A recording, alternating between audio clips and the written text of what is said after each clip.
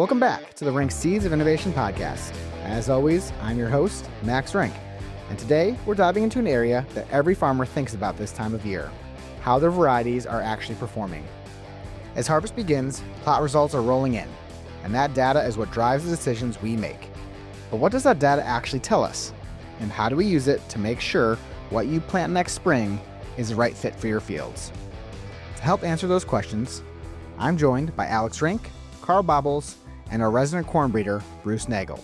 Together, we'll look at how Renk leverages our local dealer plots and multi-year breeding trials, and why environmental stress years can be just as valuable as perfect seasons, and how data attributes like soil type, tillage, and fungicide response help us match the right products for your acres. We'll also talk about what happens behind the scenes in breeding, why thousands of hybrids get eliminated each year before ever reaching commercialization, how we use winter nurseries in Mexico to speed up development, and why stress plots and regional differences matter when we're looking for long-term consistency. Let's get into it. Welcome back to another episode of the Renk Seed of Innovation podcast. I'm your host, Max Renk, and today we have a couple of guests that need no introduction, Alex Renk and Karl Bobholz, as well as our resident corn breeder, Bruce Nagel. Bruce, if you go ahead and introduce yourself. I've been with Renk Seed for the past 7 years as a corn breeder. Before that, I was with AgriSciences for 3+ years as a corn breeder and project leader. Thank you, Bruce. And today our hot topic is going to be variety selection through data. And really, we're going to be drilling in on the data portion of that and what that means for us as well as you, our growers. Harvest is right around the corner. And for many of our folks up north, that also includes silage harvest has already started. But as we're looking into this, really focus in on what we're looking for from our plots and what they do for you and what they do for us. That's part of the reason we have Bruce in here today. We're going to be talking about how that feeds into our research and selection process so that we can better serve you and give you the varieties you need in your field. But first things first, let's talk about what we're looking for in plots. And I know, as I've talked to him many times these past few weeks in his office, Alex, why don't we start with you? So, the big thing is everybody gets really excited about their own plot.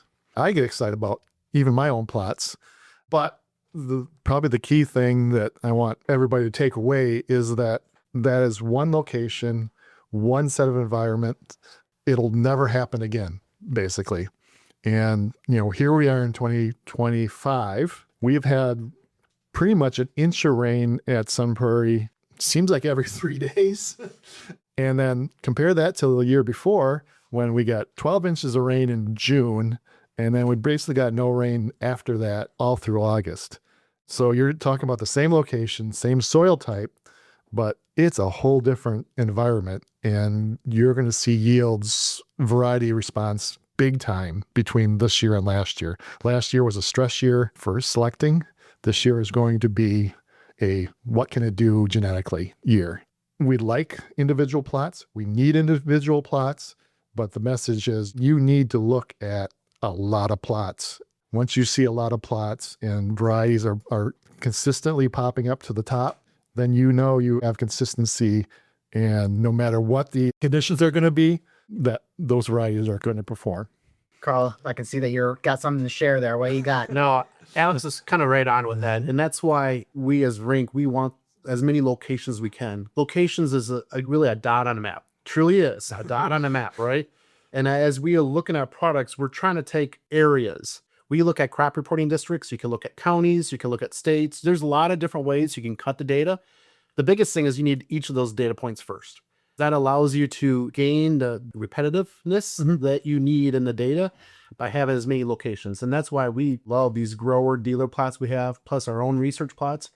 This number of data locations allows us to then cut the data so you can have more repeatable data. Like Alex was saying, that one location, that one data point varies from year to year. But if you add multiple data points, you will get a rounding error, an average factor that we all strive for, because we cannot outwit Mother Nature. Mother Nature always wins, right? So we're trying to find ways to outwit it, even though we can't.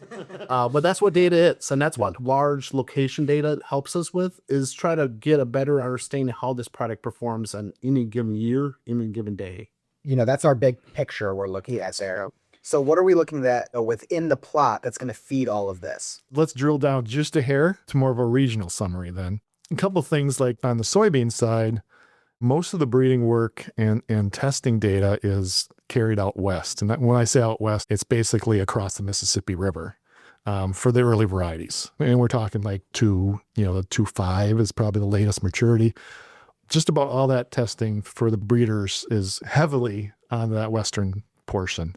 So usually stuff that comes through, we know it's going to work out west. But then we sell a lot of Wisconsin, we sell a lot of Michigan. That's where our testing is going to be a big benefit to us to get better products over there. So there is some east-west, there's north-south, there's some various conditions you have to work from. There's the macro level, which is all the data. Then there's the kind of mid-level, which is certain regions have a little certain different needs. Then we get down to the plots. I'll let the other two guys talk more about the plots because they look at a lot more plots than I do. Well, I know we had talked about in our previous podcast with our soybean yield management that we do see a lot of different pressures as we are moving east and west. Corn, again, has regional pressures that change as well. And again, you can correct me if I'm wrong here, Karl or Bruce, but generally it's not to the same degree that we see in our soybean diseases. Because I know we've had a lot of migratory diseases now in our corn. Yeah, so corn, just like Alex was saying, our research is pretty much across the whole corn belt, across Michigan all the way out to the Dakotas, and then from Dakotas down to Nebraska, Iowa, even into Missouri, Kansas. So we do have a pretty good footprint. We do have some regional effects. We talk about green snap or root lodging. That typically is more in the wind belt, which is Dakotas, Nebraska, Western Iowa, Minnesota. However, we've been having a lot of storms across the whole Midwest the last few years. We even see root lodging in Wisconsin and Michigan, which if you ever talk to a person out of Michigan, they're like, we never get wind. They do get wind. So you really have to select. And that allows us, one thing I would say Bruce can talk a little bit on is that some of these diseases, especially ear rots, we don't see them west, but we see them east, right? Just the different environments that we have to pay attention because we got to have a product that can handle any type of year.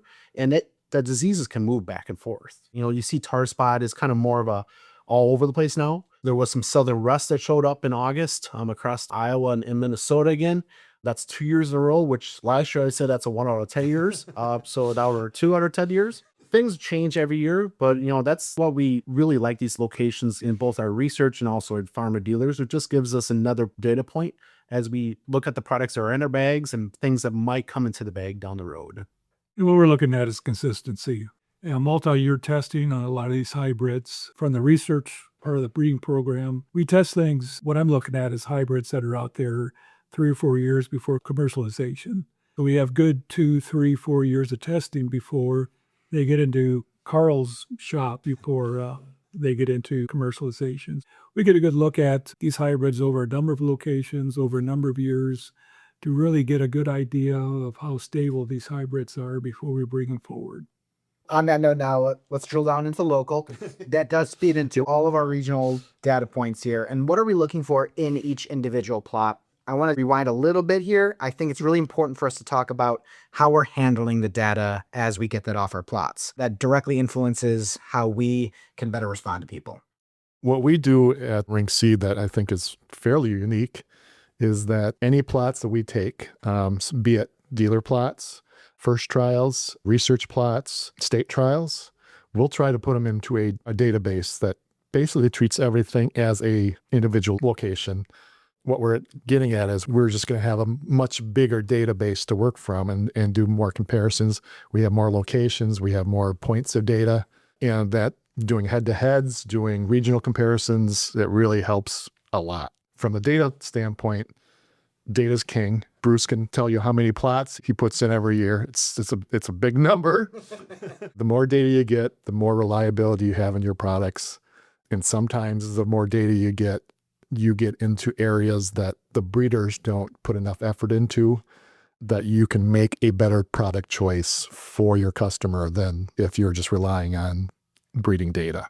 Along those lines is attributes. So thinking about plots as a single data point, okay? We need to know what type of soil it is. If there was a fungicide on there, some fertility levels. We're working on more attribute levels within the plot data too. So it's not just yield, test weight moisture, but it's actually the other parts that allow us to then use the data more effectively. So we can connect all the data points together by using these different attributes. Yes, was this field sprayed with fungicide or not, right? Allows us to say, all right, does this product respond better to a fungicide program than it does without it? Does it need it at all times? So we can do that when we get those attributes better. I know within our Renk organization, we did pretty good, but I'm challenging them to get close to 100%. I would say we're about an 80% accuracy of those. We're going to try to get to 100% because that does allow us the flexibility long-term, multiple years to understand how these products are performing. So we don't have to say, you should plant this product. We actually say you can plant this product because we have the data behind it that has all the attributes that this grower might have. So the attributes would be like, is it sprayed on the fungicide at R1, R2? Yes or no? What kind of soil type? Coarse, medium, fine. What is the fertility program? Medium, low, high? Just trying to get into that. Even tillage. Is it no-till? Is it minimum till? Is it conventional tillage? All those little factors, even population, what you planted at, all help us lead to a better conversation with you as a grower on what is the right product for that situation. So Bruce, how does these factors and these attributes, how does that play into how you're handling data from a breeding perspective? Well, we have an internal database that we bring all of our research data into. We run the analysis on multiple locations. Our first level of breeding is, we call it a stage 1, where we're looking at 4,000 or 5,000 different hybrids that we produce each year. And at the end of the year, we're throwing out 95% of them. If they're not beating the checks that we have and the new commercial products, we walk away from them. So that 4 or 5% we'll take to the next level. We'll test again the next year on multiple testers, multiple new inbreds that we have coming in from other companies. After 4 years testing, then it kind of goes into Karl's shop, that he starts looking at it in a broader number of locations. And then if it holds true, then it'll go to commercialization. Alex had mentioned earlier, Bruce, but about how many locations are you looking at each year? This year, we handle 60 plus locations. But how many entries? It varies. I think this year we're at 65,000 plots. Last year we're at 85,000 plots. On that note, with the database, and I know this is your baby, Alex, what do we do with that data and how do we share it? We do the data to make it accessible. And so the database we use there's a public component to that, and it's on our website. It can be accessed. So all the plots are mapped out on the website, so you can look at each individual plot if you want to. We also do the head-to-head comparisons that you can really pull up any Renk product and then a pretty good selection of competitor products, provided that the competitors actually put their varieties in plots, which sometimes is a battle. But against any of the major companies, kind of bring up a known competitor and compare that to a Renk product. If they have a newer product that, it's not tested yet, you can kind of do a comparison. They can do a comparison to, well, this is this much better than this older product, and then the Renk product's this much better than the older product. Then you can kind of make a comparison that way. We're not shy about putting our stuff head to head against anybody's. And I know, as we just talked about, the reason we can do that is because we're pulling through all this data. And I think we need to drive home our point of, we talked about all this data and how we're getting it. But at the end of the day, we don't have this data without our breeding program ahead of it. And whether that's the internal one here at Renk Seed or the genetic providers that we have access to, we can't do with all that genetics material already still funneling in. So Bruce, give us a 10,000-foot view of what the breeding process looks like. I started about 7 years ago, and the populations and the genetics that I had 7 years ago that I combined is actually coming through the system right now. They're in advanced trials. Each year we have a number of different inbreds that are available to us through other parties that we cross onto. So we're making a number of different combinations each year. But it's about a 6-7 year process before we can actually get inbreds to the experimental stage and then hand off and look at a larger range of environments. One nice thing is with this data that we have, I'll look at that data and make new combinations in the wintertime with different genetic combinations as to what's coming through the system. So the next year, we're making advanced hybrids with different genetics that are unique that could cut that time frame from 7 years to 2 or 3 years. So we're pretty excited about that, especially with the new data coming in each year. Just to recap that portion, it can take up to 7 years, if not more, to start seeing the results of breeding programs before it is commercialized. Yes. Yeah, there's 2 or 3 years in the breeding program, plus we have to have at least 3 years of testing before we get to the experimental stage. And then we have to blow up the inbred lines. We have to evaluate the inbred lines for production purposes to make sure that it's going to be a good female or a good male. So there's a lot of different things that we look at on the inbred side before we actually look at it on the hybrid side. So you had mentioned that we have winter crosses. How do you do that as well? Basically, the winter breeding nursery is data-driven. So 95% of what we send down there is based on this year's data. And down there is Mexico? Correct. So we look at the data. We get nurseries out by the middle of November. We get those turned around. We're advancing the inbreds. We're creating new inbreds, creating new hybrids on multiple testers. So all that comes back in March, ready for summer planting. You'd also mentioned that 95%, you said, from stage ones are removed? Right. That's their first year testing. And basically, like I mentioned, if it's not beating our checks that we have, and the checks that we use are Pioneer, DeKalb, Renk checks, our best checks or best genetics that we have available. If we have something that's as good, it's not good enough because we're still 3 years out before we can actually market it. So it's a pretty tight cut. And like you said, we have breeding nurseries here in the summertime at Sun Prairie and Olivia, but our main winter nursery is in Mexico. So I think this is an important thing to capture here, but Bruce just mentioned how many products and how many inbreds and hybrids are removed before we even see a new product. So what happens when, as Alex had mentioned earlier, each year is our time to evaluate, it's its own set of circumstances if we're going to advance that product. What happens if we had perfect years in between and we advance a product that ends up not doing what we wanted to do? Well, we get pretty brutal, unfortunately. We have a lot of products that will come through the system that have 3 or 4 years of good data behind them. But you'll also have conditions where 3 or 4 years, say, like in soybeans, you saw no white mold. So there's no white mold selection pressure to weed some of that out. So all of a sudden you'll have a product and it'll be a bad white mold year. All of a sudden you got a bad product. So, Renk Seed is very brutal on getting rid of varieties if they don't come out of the gate strong. And we've had products that will fail the first year and are great products down the road, but they're gone. It's also a very competitive process. We are advancing the genetics year after year. And so you're getting better and better products, and the data bears that out.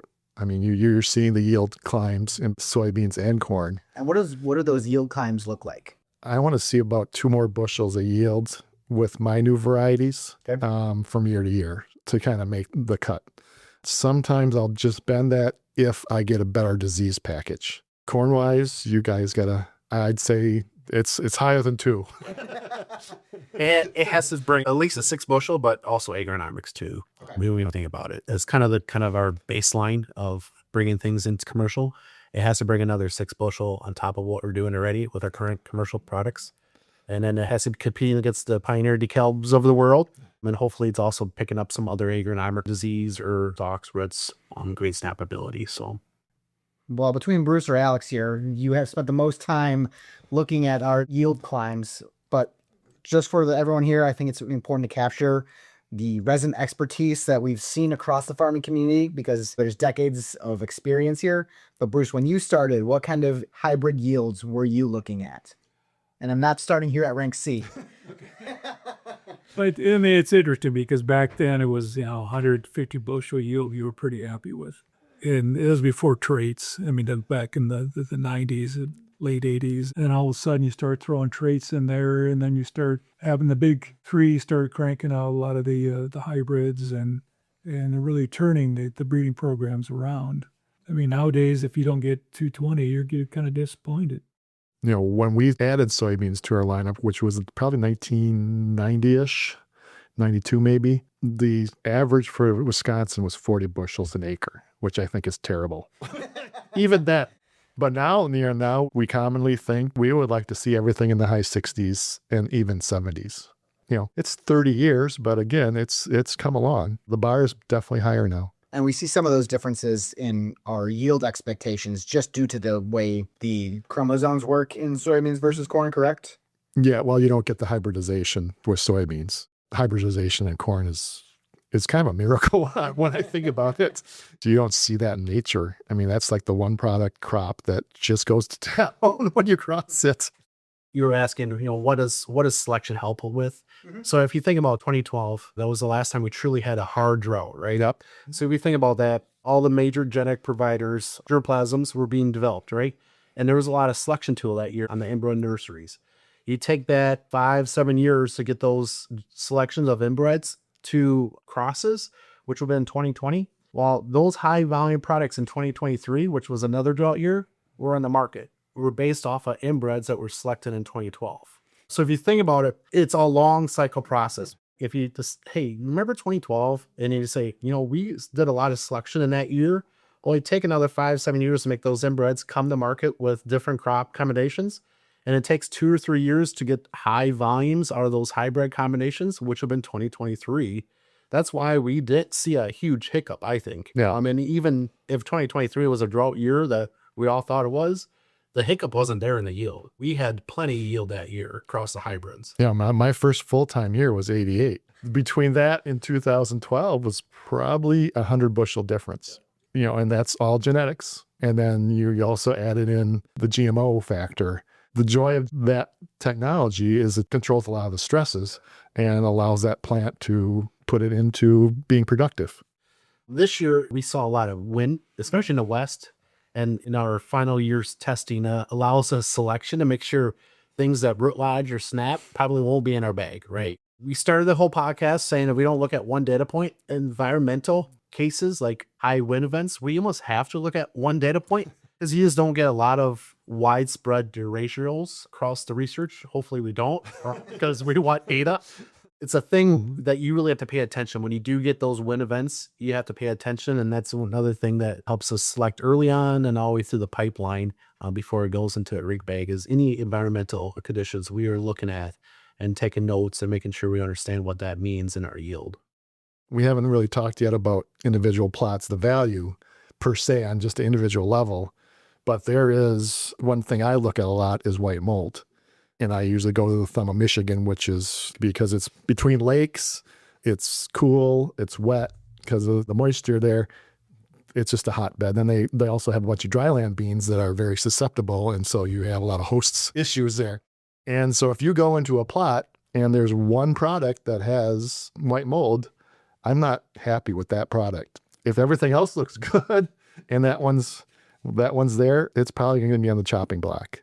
It's not always fair to that product because white mold, there's no true resistance. And sometimes it's a maturity issue. It's just a timing issue. It was a bad time to flower when the spores were flying would be one thing that we would look at like on an individual level. Out west, if you have an IDC plot, if it's just getting burned up by iron deficiency chlorosis, you might carry that into your products, but it's going to be, you're going to steer those guys away from, they do have that issue. At least you know about it. Individual plots are very important that way.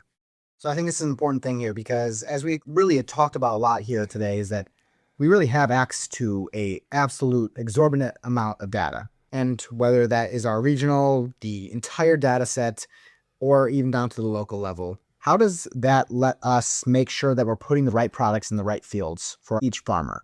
This is a really great point with the local plots. How does that factor in? How do we direct people to the right product for their acre? If you look at it, go on our website and look at our plot maps, which are freely available, you'll see the coverage. I mean, it's basically across the Midwest and into the plains. We have a lot of confidence. We know what our products do historically. And so if we can also look at new products and how they fit in versus some of these historical products, I mean, we look at it as it's a growing process. It's like you have these products, they're great in the day. Well, now we got something new, better, and now we're climbing. So we have a lot of confidence in where they go. And kind of what we're adding now is that we're starting to look a lot more heavy, and this is kind of Karl alluded to, is that under different yield conditions, there are some differences. That's kind of our next step in evolution. We have been keeping this track of data. We just haven't been using as much as we should have for a long time. And that's kind of important because there is a lot of fields out there that you're limited to how much return you're going to get.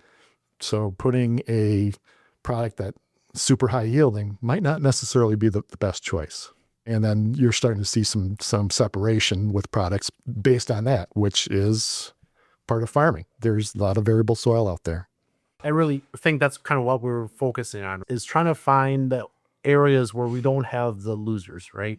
We're trying to find the ones that can hold a good yield and also the ones that are performing at an exceptional level. Having a good steady eddy is the old wise tale, and then you have the high racehorse type products. That still holds true. Yeah, you might get I call them 1 year wonders. Like Alex said, you will yank them out of the line about as fast as they come in because you might not have seen it the last 2 years when it was coming through research or, pre-commercial stuff. You might not had that weather, but if you also had a weather pattern that the next year, that's the first year launches in a bag, we as Renk, we will yank them out. I know last year we knocked 2 of them out in the corn world inside of Renk, and it was only in 1 year. We sold them once. And then the problem is that you really have to have consistency. Even in a brand like us that are really a regional brand, our products have to have consistency. And if they perform in one area of our sales footprint, not in the others, it doesn't perform in our lineup then. And that's when I have conversations with the growers. Hey, that was my best product last year.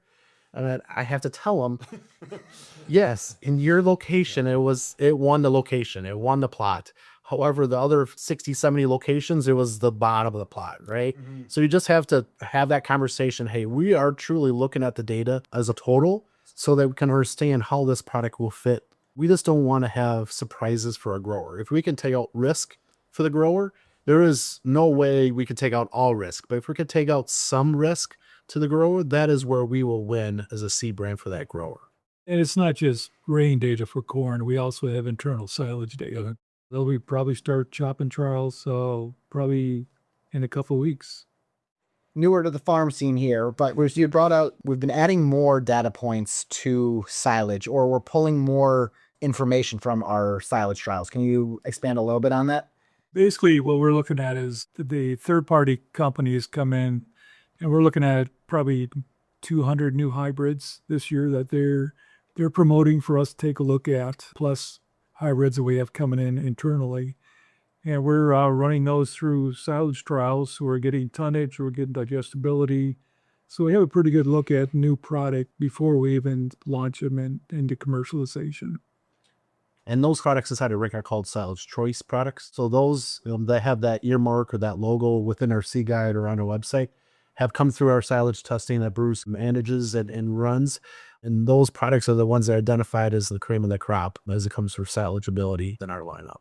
And that's going to work as a substitute, if not a replacement, not a brown midrib is leaving the market, correct? Yeah, these products will have best of both worlds. It'll have tonnage, it'll have quality. And the quality we're looking at, like Bruce said, is yield, but starch digestibility, fiber digestibility, and then starch yield, because that's all kind of goes.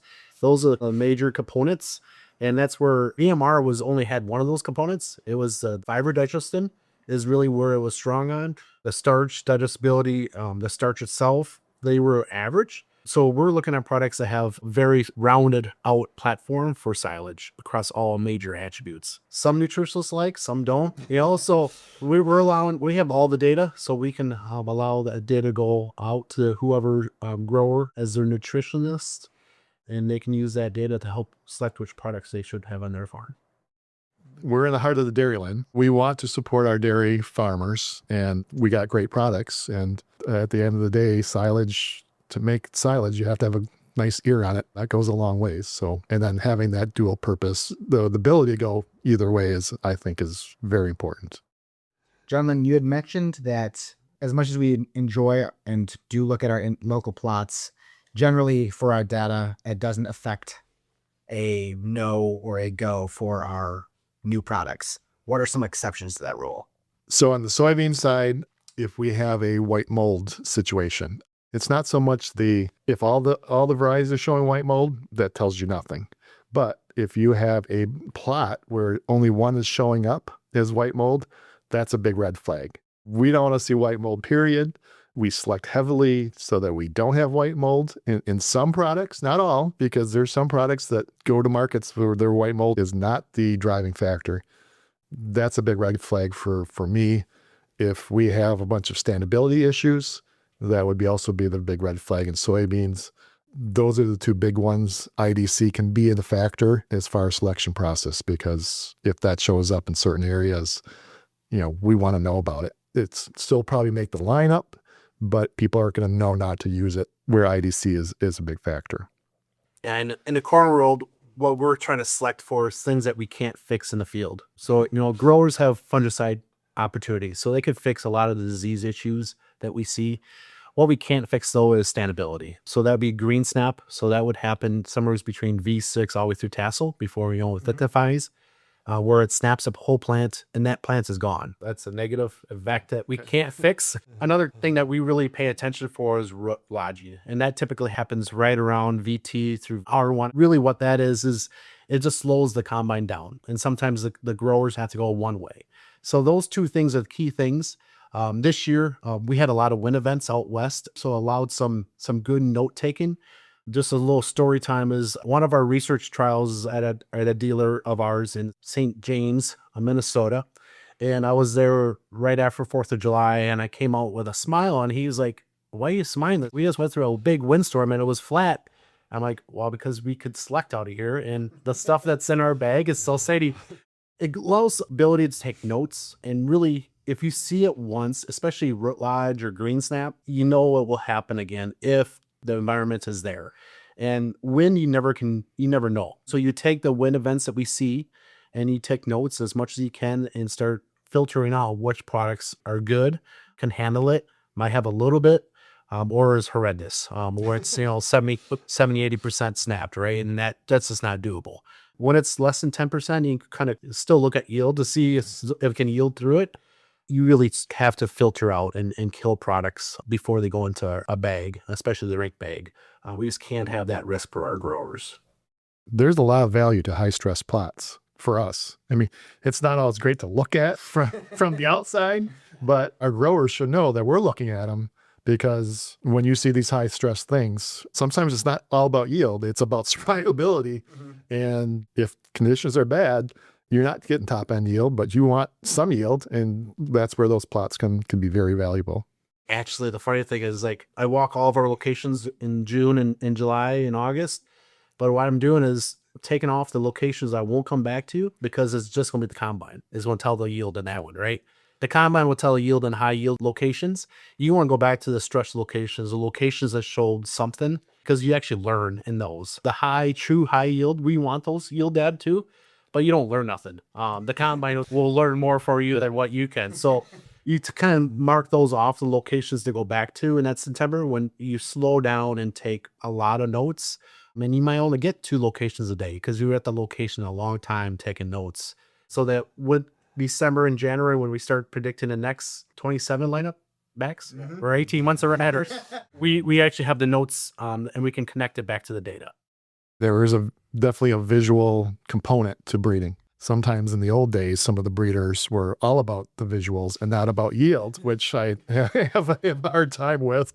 I'm more I want to see the yield. I want to see the disease ratings. I want to see the standability.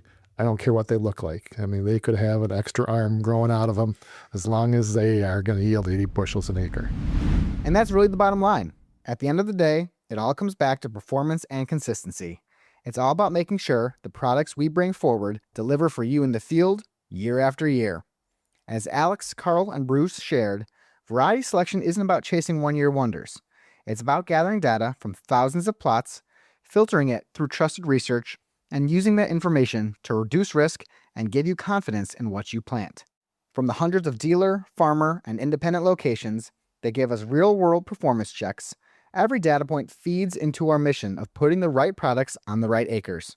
Add in trait packages, stress testing, and silage quality data, and it's clear why consistency is what defines the Renk Seed lineup. At the end of the day, Mother Nature always throws her curveballs. But with the depth of data and breeding expertise behind our products, we can help reduce risks and give you the confidence to plan for next year and the years to come. Thanks for listening. I'm Max Renk, and this has been Renk Seeds of Innovation. Be sure to hit subscribe for a notification when a new episode drops each month, and follow Renk on social media, Facebook, Instagram, and X. This has been the Renk Seeds of Innovation podcast, innovating agriculture one seed at a time.